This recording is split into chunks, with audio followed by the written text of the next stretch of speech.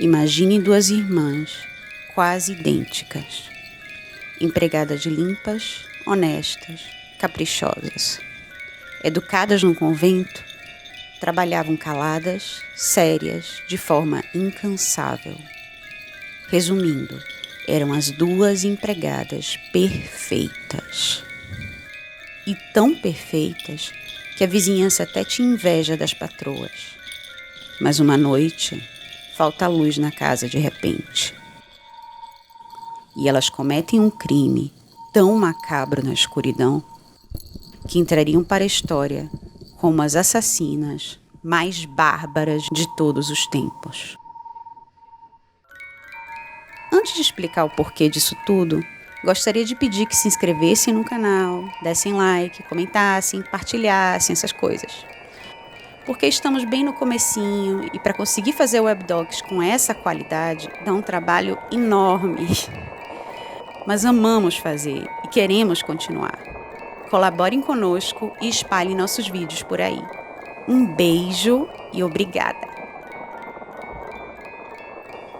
Bem, essas duas empregadas perfeitas eram as célebres irmãs Papin.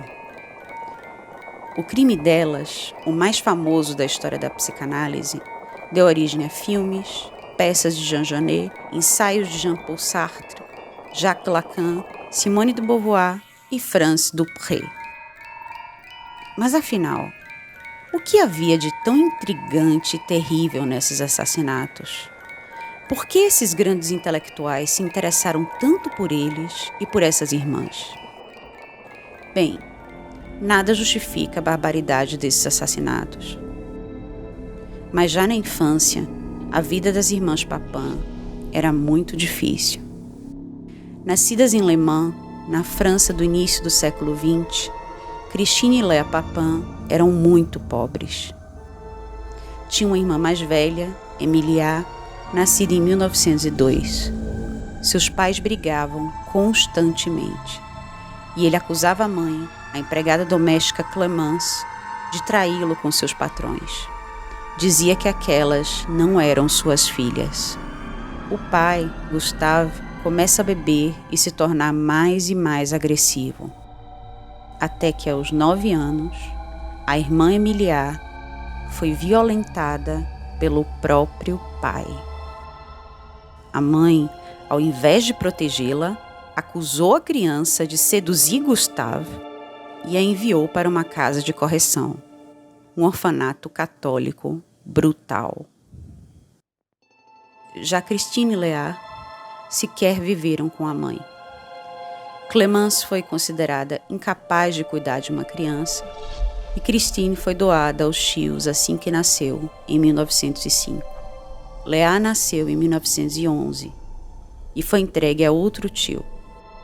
Pouco depois, os pais se separaram. Mas Clemence muda de ideia e envia ambas para orfanatos religiosos. Depois muda os orfanatos, manda para a casa de familiares, orfanato novamente, tudo ao seu bel prazer. O famoso psicanalista Jacques Lacan apontou essa questão. Clemence era uma mãe totalmente ausente, mas que transferia as filhas de um lugar para outro constantemente. Assim, a mãe mostrava que ela é quem mandava. Nas palavras de Lacan, nenhuma das filhas sonhava em desafiá-la. Christine e Léa cresceram muito parecidas fisicamente. Elas só receberiam o amor de mãe no orfanato Bon Pasteur da irmã mais velha, Emilia, que passou a cuidar delas com todo carinho. Christine via em Emilia uma mãe e sua grande referência. Anos depois, Emilia, muito religiosa, realiza o sonho de se tornar freira. Christine começa a fazer o mesmo, quando a mãe finalmente descobre. Clemence rompe com Emilia e impede Christine de seguir a vida religiosa. Eles me tiraram uma filha, não vão me tirar a outra, sentenciou Clemence sobre a Igreja Católica. Ela escolhe uma casa para onde obriga Christine a trabalhar como empregada doméstica. Pouco tempo depois, obriga Léa. Não só Clemence define a profissão e destino das filhas, como as obriga a enviar mensalmente dinheiro para ela. Christine sofre muito com a perda de Emilia e da vida religiosa. Sua irmã viveria no convento até a morte.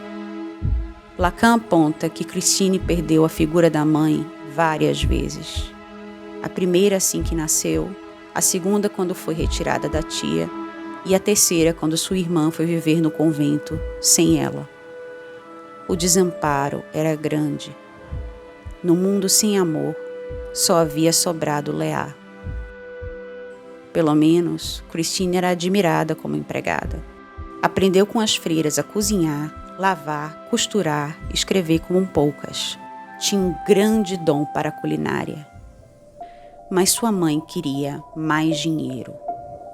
É quando ela envia Christine, aos 22 anos, para trabalhar em outra casa, a da rica família Lancelin. O patriarca dela, René Lancelin, era um procurador que raramente estava em casa. Em compensação, Madame Lancelin e sua jovem filha, Geneviève, eram muito presentes ali. Nessa época, Christine já era a empregada perfeita. Com tanto esforço e habilidades, reclamar do seu trabalho seria um crime. Qualquer patroa que criticasse a empregada perfeita faria isso só com o intuito de humilhá-la. Humilhá-la como sua mãe sempre humilhou. Mas, embora satisfeita, Madame Lancelin era exigente. Sempre examinava a comida, os serviços e a casa. Depois de um tempo, Christine consegue convencer a família a contratar sua irmã Léa como arrumadeira, em 1927. Realiza o sonho de viver junto a uma de suas irmãs, a mais frágil delas. As duas, quase idênticas, se tornam inseparáveis. Christine passa a trabalhar mais restrita à cozinha, trata os animais, prepara coelhos e cordeiros para assá-los com ervas, realizando jantares dignos de grandes restaurantes. Léa cuida da limpeza e organização da casa. Elas funcionavam muito bem trabalhando juntas. Passam a dividir o mesmo quarto, a mesma cama e viver uma relação de mãe e filha. Christine cuida da irmã mais nova com todo esmero, assim como Madame Lancelin cuida da sua inseparável Geneviève. Patroas e empregadas eram espelhos uma da outra. Você não diz nada às patroas, nem elas a você. Fale só comigo. Eu recebo suas ordens e te transmito, ordenou Christine. Ela mesma nunca falava com as patroas ou as visitas. As ordens da madame eram registradas em bilhetes. Não havia voz. Reinava naquela casa um silêncio sepulcral. Christine também pediu a Léa cuidado, pois a patroa olha tudo, examina tudo, dizia ela. Não poderia haver erros. A patroa tinha controle absoluto da casa e das irmãs, assim como sua mãe. Léa se esforçava ao máximo para agradar as patroas. Juntas, as irmãs Papin trabalhavam duro. Não havia legislação trabalhista na época e era comum o expediente de mais que 12 horas por dia, 7 vezes na semana, para uma empregada doméstica. A folga era somente no domingo à tarde. Seria o único momento em que Christine e Léa conseguiam ir juntas à missa. Essa exploração do trabalho, sobretudo da mulher, fora bastante criticada por intelectuais como Sartre e Beauvoir na época do crime. Mas as irmãs Papin faziam bem o serviço e sem reclamar. Clemence também não reclamava, já que recebia agora mais dinheiro. E Madame Lancelin e sua filha se mostravam tão satisfeitas que lhes davam até dinheiro e presentes. Dentro do quarto, as irmãs comentavam como a patroa era bondosa, enquanto Clemence só fazia críticas e exigências em suas cartas. As irmãs chegaram a apelidar Madame Lancelin de mãezinha. Ao mesmo tempo, elas rompem com Clemence em 1929, sem explicação alguma. Uma nova mãe tomou o lugar dela. Dentro da casa, tudo parecia perfeito para as empregadas perfeitas. Mas a questão é que Leah não conseguia ser tão perfeita quanto a irmã. Era descrita como uma jovem calma, muito tímida e menos inteligente que Christine. E as patroas começam a notar isso. Ao mesmo tempo, Madame Lancelin entra em depressão. A irritabilidade, típica da doença, vai contaminando a casa. Agora a patroa passa diariamente as luvas brancas nos móveis em busca de algum pó, alguma sujeira ou coisa mal feita. Madame Lancelin realmente olhava tudo e começa a encontrar falhas em Leah. No quarto das empregadas, elas reatam com a mãe. As cartas de Clemence ganham força ali. Elas vão derrubar vocês, para dominar, montar em vocês, alertava ela sobre as patroas. Para Lacan, essas cartas já denunciavam a psicose da mãe, sua paranoia patológica.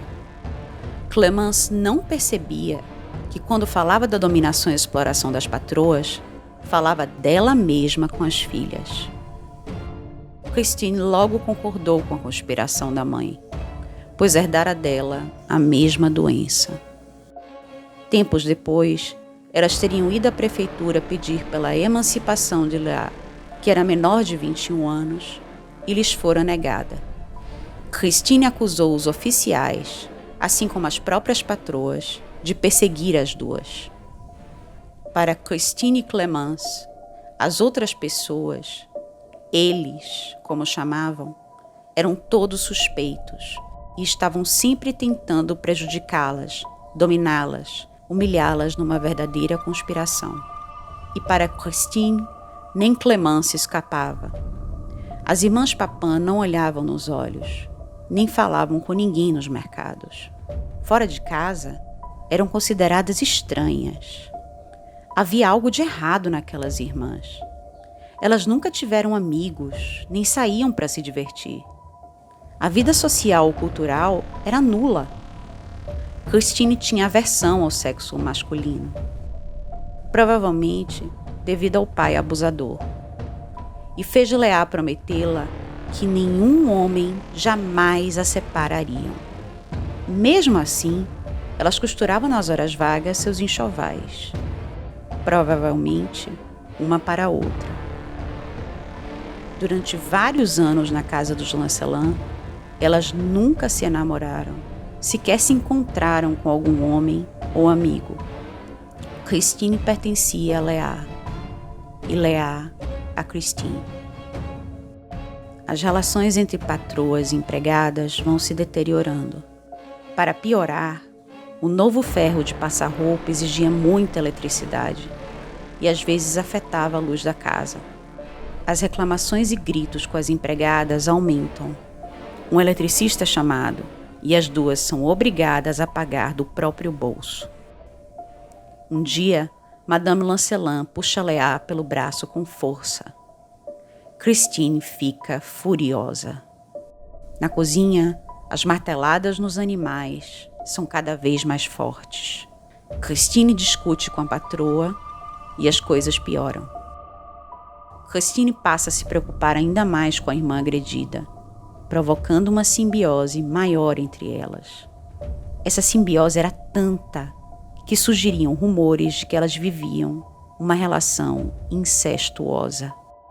Mais tarde, em depoimento, Christine diria que em sua vida passada ela foi o marido de sua irmã.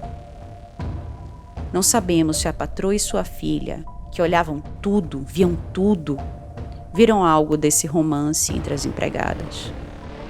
Numa tarde, mãe e filha Lancelin foram às compras. Leah passava ferro e a luz da casa começa a vacilar. Desespero. Ela acaba queimando uma peça de seda de Geneviève. A luz da casa queima. Loucura. Um curto provoca um surto. Chegam a casa as patroas furiosas na escuridão. Acusam-nas de prejudicar a eletricidade da casa, danificar as roupas de Geneviève e avançam sobre ela junto à escada. Christine anuncia, com apoio de Léa: "Eu vou matar vocês."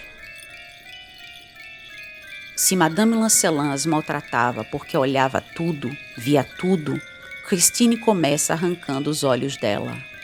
Depois pega um vaso de cobre e vai destroçando a cabeça da mulher, enquanto ordena que Léa faça o mesmo com a sua filha. Ela responde prontamente.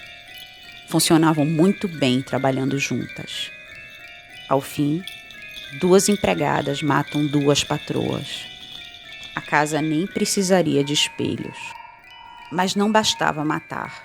Christine pega o martelo da cozinha, a faca e o trabalho continua. Era preciso fazer cortes na carne para poder cozinhar no forno.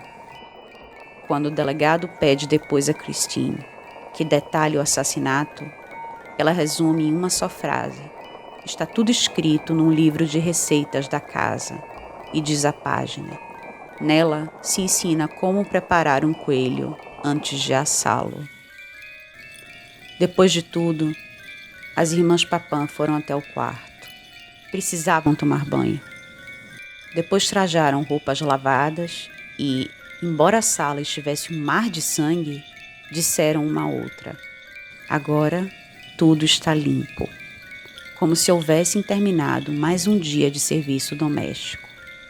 Só restava cuidar uma da outra, ou cuidar de si mesmas, pois elas eram uma só.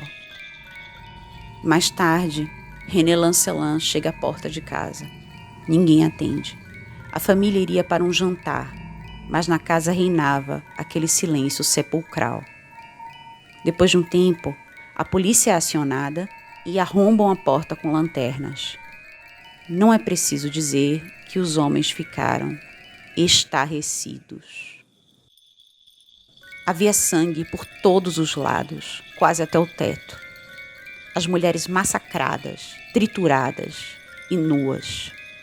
Os policiais procuravam as empregadas. Elas poderiam esclarecer quem foram esses homens, porque mulheres não teriam força para realizar aquilo. Subiram até o quarto, mas estava também trancado e em silêncio. Quando abriram a porta, as irmãs Papin estavam seminuas e abraçadas uma à outra, tremendo. Confessaram o crime com facilidade. Os jornais da época também mal acreditavam, mas as irmãs Papin tornaram-se o assunto mais falado da França durante anos. Intelectuais, psicanalistas, jornalistas, dramaturgos e escritores reverberavam o crime pelo país, depois pelo mundo. Mas é Lacan quem melhor interpreta o que chamou de loucura a dois. Isoladas do mundo, numa simbiose anormal, filhas de uma mulher psicótica, as irmãs Papin estavam matando sua mãe. Christine apenas resume em depoimento: "Meu crime é grande demais para eu dizer o que é."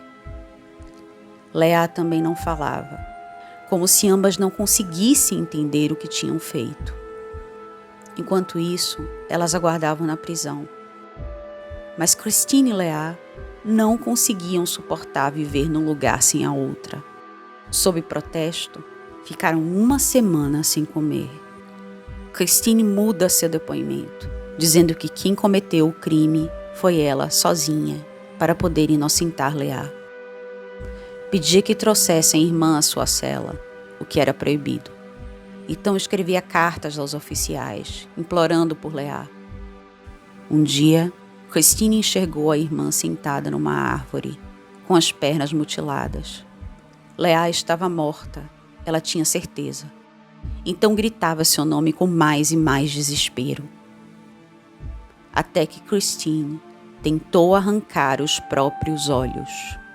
E a violência foi tanta que teve de ser amarrada numa camisa de força por várias pessoas. Christine quase conseguiu fazer consigo mesma o que fez com as patroas. Ela realmente havia surtado, mais uma vez. Os funcionários da penitenciária, apavorados, acabaram levando Leah até sua cela. Christine abraçou a irmã com tanta força que ela desmaiou. Então deitou Leah sobre a cama, levantou sua blusa e sussurrou: "Diga que sim, diga que sim." Leah foi logo retirado da cela, desacordada, e nunca mais as duas ficariam sozinhas juntas. Como se o crime houvesse matado o amor entre elas. O julgamento questionaria se de fato elas eram loucas ou somente duas mulheres cruéis. O advogado dos Lancelin exigia: elas comportaram-se como dois animais, duas bestas, e deveriam ser tratadas da mesma maneira. As irmãs Papin foram condenadas, não só em nome do crime, mas da sacrossanta família burguesa, nas palavras finais do julgamento. Leah cumpriria 10 anos de trabalhos forçados. Christine seria enforcada publicamente numa praça em Le Mans. Desesperada, Leah implorava pela vida da irmã, enquanto Christine nada disse no fim do julgamento. Um tempo depois, descobriram casos de suicídio e loucura na família e a sentença de Christine foi modificada para prisão perpétua. Em sua cela, ela repetia incessantemente as palavras do júri, da acusação, de que ela era um animal, uma besta que deveria morrer. Ora ela repetia, ora ela se ajoelhava chorando, orando e implorando perdão a Deus. Ninguém conseguia mais falar com ela. Aos poucos, foi se recusando a comer. Alguém sentenciado à morte não deveria se alimentar. Explicara. Ela deveria morrer. Depois, Christine parou de falar. Seu corpo foi enfraquecendo tão rapidamente que Christine foi transferida para um hospital psiquiátrico em Rennes. Definhando, morreria pouco tempo depois, em maio de 1937.